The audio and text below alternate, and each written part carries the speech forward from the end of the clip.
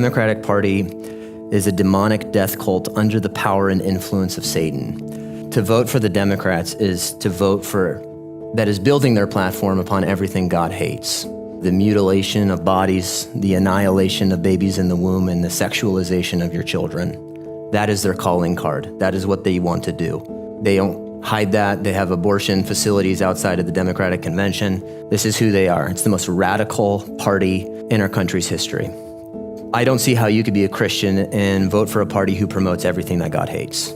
You have a responsibility and privilege to vote for the option that best stems the tide of evil. I want you to also understand that there are no perfect candidates in this election. They're both broken people, but one of them presents a far better option at the preservation of life and the upholding of the family than the other.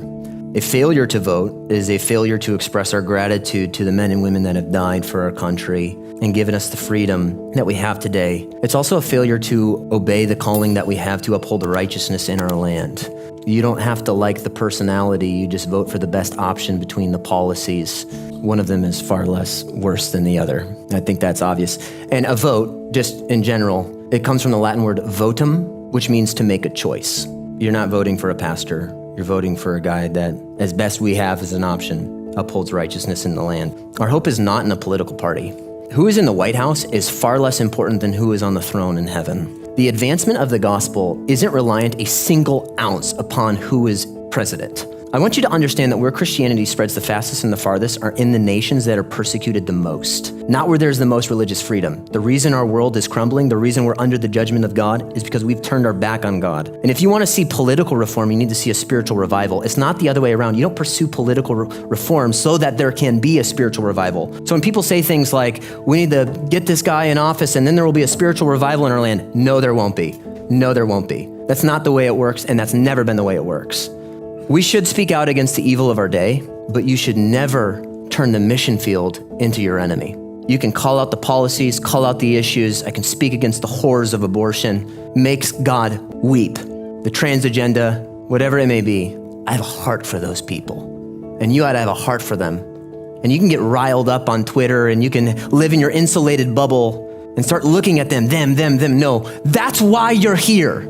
And if you don't understand that, you don't understand what your mission is as a Christian. If you are more likely to promote your political views than you are to proclaim Jesus Christ, if people know you more for being a Republican than they do for being a Christ follower, your priorities are way out of whack.